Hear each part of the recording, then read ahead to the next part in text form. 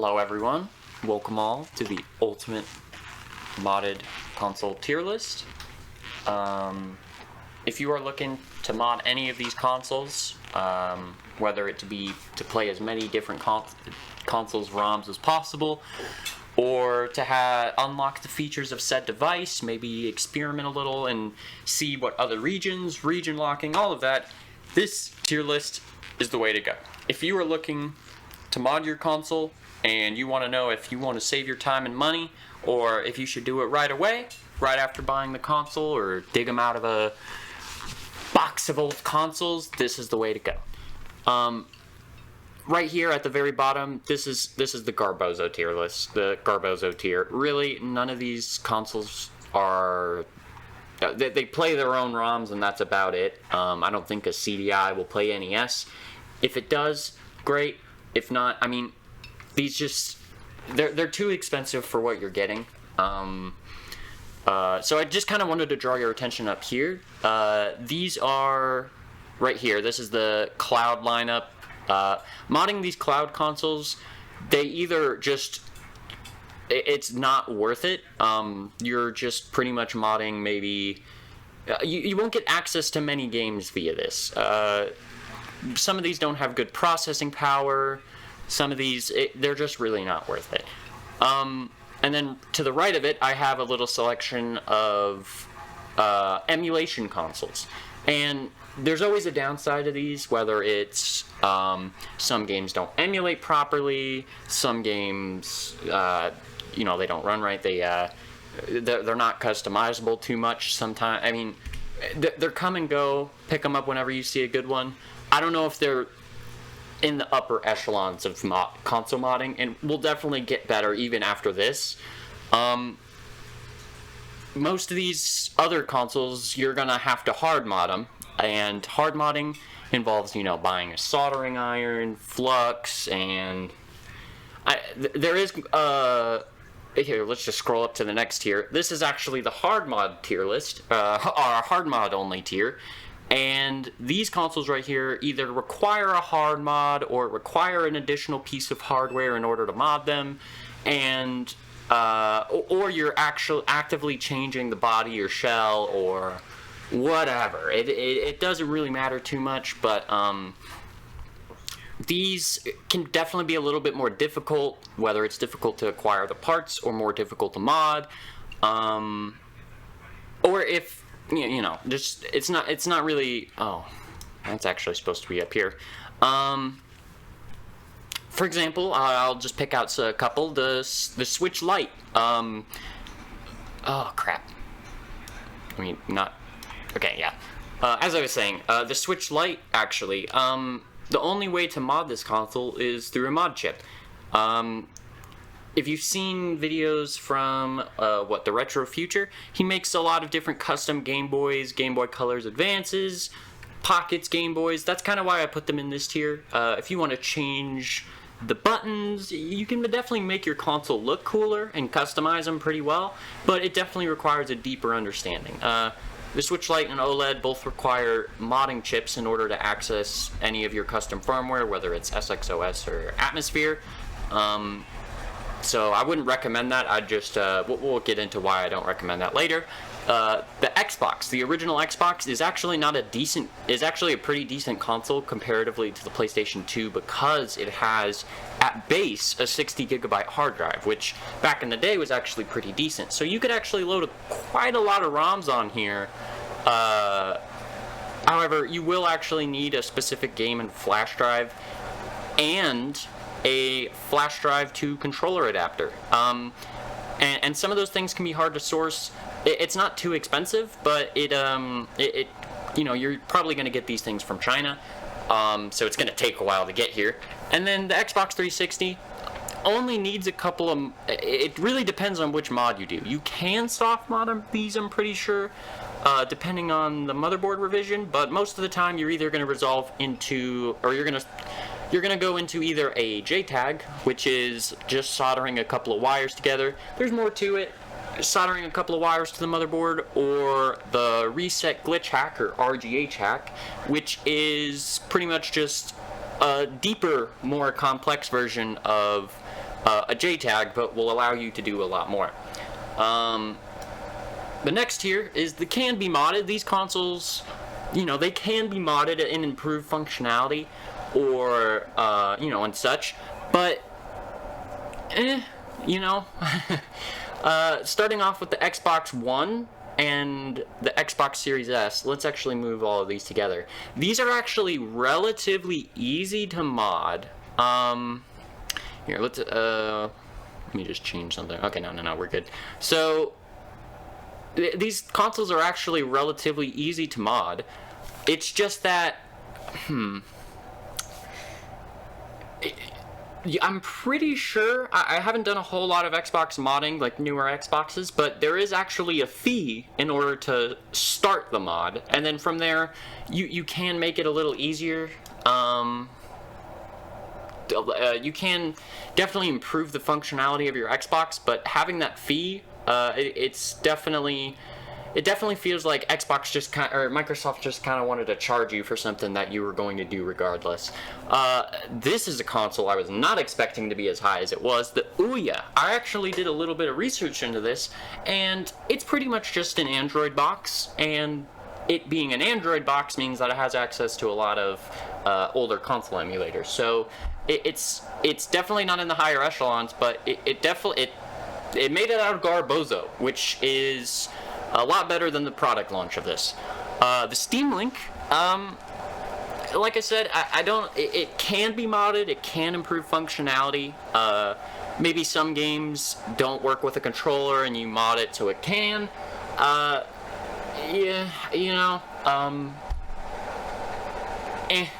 Like I said, this is definitely not in the higher echelon. The Wii Mini is the worst rated Wii by far because of the lack of GameCube support, and because of that, you are only able to run your GameCube games, through a flash drive, not with your actual discs. So impossible to dump. It's not really worth it. The GameCube I actually have higher than the Wii Mini. And it's funny because you can't use a Wii Mini to mod a GameCube, but you can use an original Wii, because the Wii having GameCube memory card slots, the good news about that is that you can actually put mods onto that memory card, whether you have just like a regular memory card and you want to maybe mod a couple of games. And this is where it actually starts, that you can actually mod the games themselves instead of just playing emulators. But if you'd like, you can also get a special GameCube memory card or a micro SD card to memory card adapter, and that will actually allow you to run backups on this thing. Next, we have the PlayStation 4 and the PlayStation 4 Gen 2. And you're probably thinking, where's the Pro? That's coming up pretty soon. These consoles, very cool when you mod them. You can actually run Linux, you can run Windows, you can run all sorts of things on these things. It's kind of, the problem is that you have to wait. You buy a PlayStation 3, you update it right out of the box, whatever, and then you put that thing right back in its box, you wait a year, and you wait for the console modding scene to catch up to it. You're pretty much never going to have a update that, or you're not going to really have a mod same day as an update. It definitely takes a while for these consoles, but these could definitely go up into the next tier. So right here, like I said, the PlayStation 4 Pro, there are better options here, but definitely all of these things can be modded. The PlayStation 4 Pro is going to be a little bit more powerful than the PlayStation 4s, so I would probably recommend doing this, buying one of these, updating it all the way, and then just sitting on it for a bit, and then one day you'll be able to mod it on that certain firmware and be able to run Linux. And if you've seen that Linus Tech Tip videos, you can play Halo on a PlayStation. It's pretty decent, pretty cool. And right before it, I have the PlayStation 3 Gen 3. This is the lowest ranking PlayStation 3, and that's because it has really no support for previous consoles. PlayStation 3 Gen 1 had support for PlayStation 1 and PlayStation 2 games, where and as you get a little bit older, these backwards compatibility starts to fall off pretty rapidly. So the PlayStation 3 Gen 3 definitely not the way to go if you're going to be emulating, because while you may be able to emulate older consoles, you won't be able to run PlayStation 1 and 2 games typically at full speed. The Switch is pretty good. I actually have one modded currently, and I am banned. That is one of the most important things. You will get banned if you mod your Switch. It is a ticking time bomb. If you connect to the internet, you're pretty much going to get banned. You can be safe, and if you're not wanting to get banned, don't do this. If you don't care about your account, and like I said, you have you have access to all of the Switch ROMs, I would say it's pretty decent. But there's, like I said, there are better options than just modding your Switch. You could just keep playing it. Next we have the DS series of family. Let's actually move this up. Starting with the original DS, big old bulky thing. Let's just talk about the DS Lite. The reason I have these up in better options is because there are these things called flashcards. If you've heard of them before, you probably don't need me to tell you what it is, but for those who don't, the flashcards are pretty much DS cartridges with a micro SD card slot into them, and you can load your ROMs in there, or you could load custom firmware in there and start running the custom firmware off that flash card. It's pretty decent. But like I said, better options. Same thing with the 2DS. People like the 2DS revision, but it being being the least powerful model, it's definitely not my favorite. But if you do have a 2DS, there are reasons to mod it. It's why it's at the top of the tier list right here. Well, let's go up to the next tier. Oh, these are what I call almost the best. And okay, what happened here? Okay, we're gonna have a weird one on the left right there. These are almost the best, and I have computer back here, and you're thinking, what is this doing down here? Here, let's actually hold on. Let's fix this again. So right here we have almost the best, and you're probably thinking, scrolling down, what is computer doing here? This should definitely be at the top. Well, we haven't seen the Steam Deck yet, so you probably know where that is. The computer is definitely not a bad option. If you have a computer and you want to be able to play pretty much any game known to man, and you want to mod that game, it works. Unless you have a Mac, and then you're screwed. But if you have a Windows PC, it's not bad. It's great actually, but sometimes, depending on how good your it really just depends on how good your PC is, what graphics card you have, what drivers you're on. Like, there are a lot of different variabilities with it. So while it is almost the best, it's just not there yet, due to the variability of parts and what impact it can have on games. Next we have the PlayStation 3 Gen 2. If you have a very old Gen 2, this could almost be in the top of the tier list. This will play PlayStation 1, PlayStation 3 games at any model, but depending on how old the model is, some of them do have PlayStation 2 support. It's on the bottom. There's a sticker on it that shows your model number. Depending on the model number, you can look it up, see if you have the compatibility, and then from there you can go see if you want to mod that. If not, if you don't have that PlayStation 2 compatibility, it will be able to run some PlayStation 2 games via emulation, but some games that are first party, some of them might not run at full speed. So definitely just check the model number. If it's a good model number, it's definitely in the top tier. If not, next we have the 3DS and 3DS XL. Both of these consoles, pretty much the same thing in terms of specs. So whatever you're gonna run on this, it's gonna run the same on this. And let me tell you, it is not bad at all. It is probably one of my favorite consoles to mod. It's really easy to mod, and unlike the Switch, you can actually play all of your first-party games online. It does have online functionality, so it's definitely a good starter console. Most people have these. I would personally recommend you start with these, along with, here, let me actually adjust that. And this actually was supposed to be down here, along with the other DSi and DS consoles. I'm sorry about that. Kind of the same deal as the PSP lineup, and I have the PS Vita on top because it is, it's going to be running your PSP games, your PlayStation 1 games. It's definitely a beefier console in terms of specs. The PSP is, pretty much everyone has one. It's one of the best-selling consoles of all time. If you have it, it's probably worth modding. But with the PSP, games being so cheap these days, it's worth it to almost just collect the games you want and play them physically. However, the PSP Go, with it not having a disc tray, it is almost required for this thing to be modded.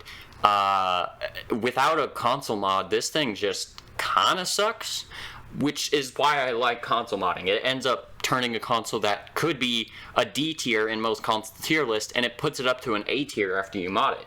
I'm pretty sure there are memory card to SD card slots adapters for it, and that's a real plus for this thing, if it does. If not, like I said, you mod this thing and get the whole PlayStation Portable library on here, it's definitely worth playing.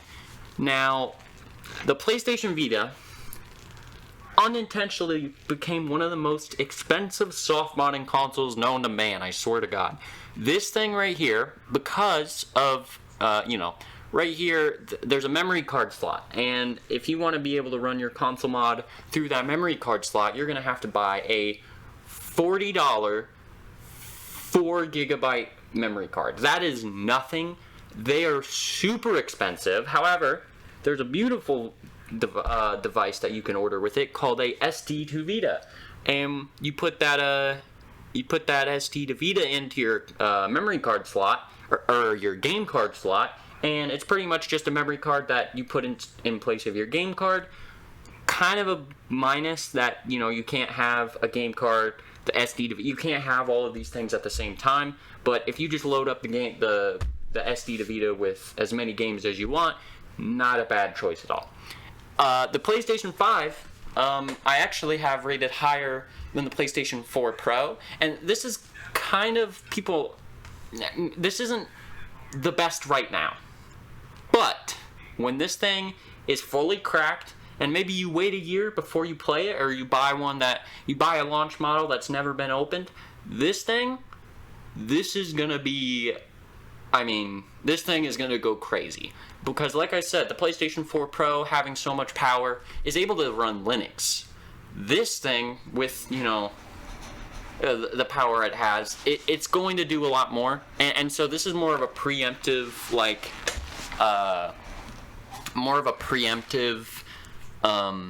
saying of this is going to be a good console. So, right now, I'd say, it can be modded. There isn't really too many games for it. PlayStation 5's got no games, so maybe you do actually have all the ROMs for it. But, I really do think that this is going to be the next thing in a couple of years. So definitely keep your eye out for it. If you have a PlayStation, a spare PlayStation 5, whether it's a digital or physical model, maybe hold on to it and wait for a console mod for this thing. It's going to be disgusting, I already know it. But currently, at the top of this list right here is the Wii. And if you haven't heard of Letter Bomb, just do it. Go look at your MAC address, go onto your computer, put an SD card with Letter Bomb onto your Wii. It is so simple that everyone should do it.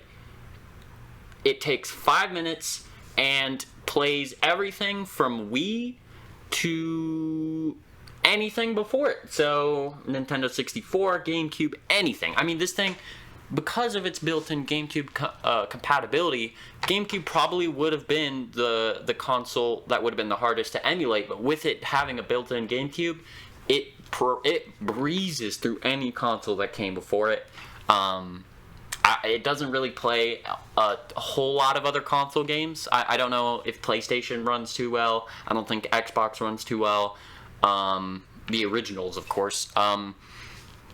So I don't think it's the ultimate be all, but for Nintendo consoles, it is definitely not a joke in terms of what it can do and what you can do with it, what it can play.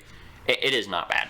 And so yeah, that's all for almost the best. These almost made it to my top tier. I almost thought about putting PlayStation Vita into top tier. I almost thought about putting Wii and the 3DS line. I almost put the PlayStation 3 Gen 2 in and gaming computer. All of these almost made it. But there is definitely a tier above it, and these are the GOATs. And first off, like I said, let's just talk about the elephant in the room. The gaming computer versus the Valve Steam Deck. Steam Deck, of course, is portable. That's a big plus. The battery life can suck depending on what games you're playing. I've heard. But really, if we're just going to put it down to it, it is like the emulation machine. Like, if you're gonna, which one are you gonna play first? Are you gonna play the Valve Steam Deck with dual analog sticks, touchpads, good triggers, good buttons, like all of this, or are you gonna play on the Panic Blade 8? That's really all that has to be said. It is like the ultimate modding machine, emulation machine. Get a Steam Deck, mod it. If you have a Steam Deck and you haven't modded it, what are you doing? Kind of where we're at here. Next is the PlayStation 3 Generation 1.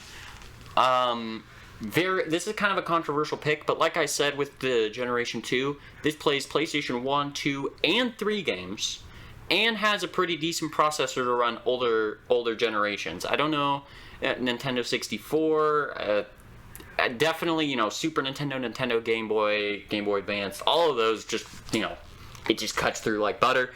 But being able to play PlayStation 1, 2, and 3 games, this is one of the only consoles to have the most backwards compatibility. So definitely a plus for this thing. Next we have, let's actually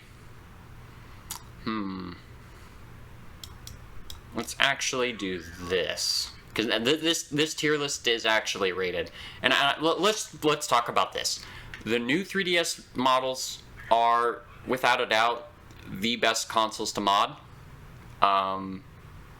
Playing these things with their extra processing power can play all the way up to Nintendo 64, handheld form. They have let's not downplay, by the way, the amazing 3DS library. It has, for the first time ever, Smash. It's got the Legend of Zelda remakes, better than the 64 remakes, or better than the 64 games themselves.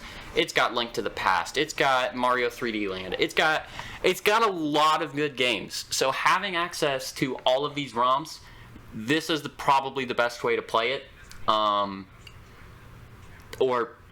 You could play it on your gaming computer. I wouldn't recommend it on the Steam Deck, though, which is kind of why I have the Steam Deck lower than these things.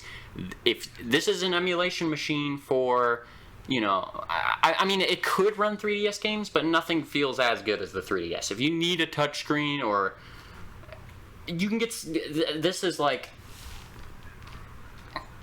the ultimate console to mod. I've gotten Half-Life to run on these things. It is a beautiful console mod. It's one of my favorites, and it's why it's on the top of the tier list. Now I have these two right here, and let's talk about the Wii U. Kind of the same deal with the 3DS, since they launched around the same time. it's almost the same. It's also the same deal as a Wii. It has a Wii built into the Wii U. Well, what does that Wii have? That Wii has a built-in GameCube. This thing is like the ultimate Nintendo console. I'm pretty sure it even plays PlayStation games, like the original PlayStation. And I mean, if you have one, you kind of need to mod it. If you want the only problem with it, and probably the thing that might turn away from people, like why this should go down a tier for this, is that if you want to have a permanent console mod, you don't want to have to do basically letter bomb with the Wii every single time you open up your Wii U. You have to buy a physical game. Or not a physical game, you have to buy a digital game. You have to buy, one of my personal recommendations is the Brain Age game. And from there, you turn your Brain Age into your mod launcher. And so, $7 to have a permanent mod that you can play online, you can play it with, mod all of your games, mod menus and custom skins. Also the same, by the way, just the same deal with the 3DS. You can also run custom code during all of these right here at the top. You can run the custom code on these games and have your own skins, have your own adventures, and have your own custom games. So yeah, I know the top 4 are all Nintendo consoles, and it could be that the Valve Steam Deck might be higher. It could be, I don't think the PlayStation 3 is that high. It is a very good console, but I think it's just on the GOAT status due to the fact that it can play PlayStation 1, 2, and 3. I don't see it going any higher. The Steam Deck, though, I could see it to be at the top, but, I mean, these consoles are so easy to mod, they really don't break. That's another thing. Some of these modded consoles, you'll have problems, and especially with the Vita. That's kind of why I moved it down, is that, I don't know what's wrong, it's crashing. Not a whole lot of problems happen with these things. The PlayStation TV, this right here is a sleeper hit, and it's actually cheaper than the PlayStation Vita. If you have, let's say, a modded PlayStation 4 Pro, or I don't know how it works with the PlayStation 5, the functionality between these two, but I wouldn't put it behind it and say that I think that it could maybe do what's called, basically casting. So you could have your modded PlayStation 5 or modded PlayStation 4 Pro, and especially your modded PlayStation 3, and you can actually stream those games that you have running from your PlayStation 3 or your 4 or 5 to another television.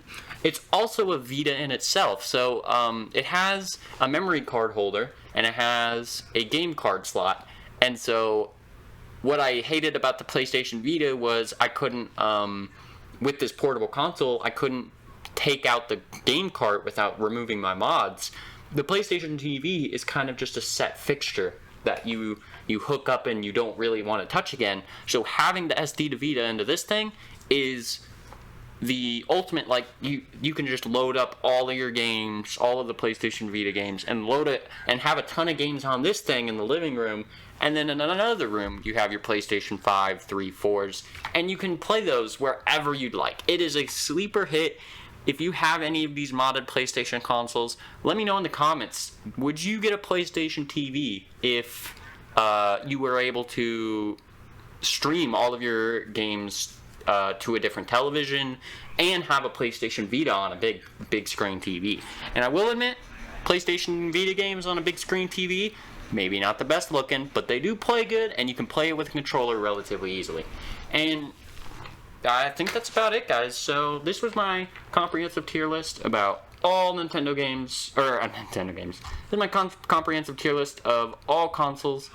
Don't really touch any of these. If you're gonna hard mod and you really want to get spicy and change buttons and colors, or in some instances actually load ROMs and mods and mod menus, you're gonna need a little bit of technical know-how.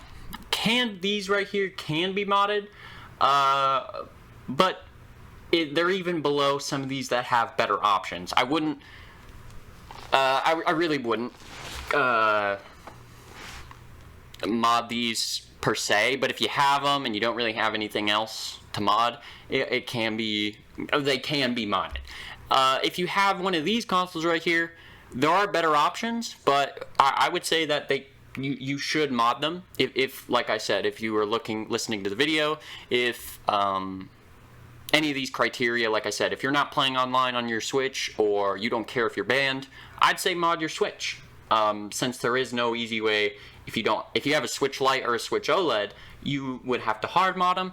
But this, you can soft mod it, or at most you need a paperclip. So that tells you how easy it is to mod.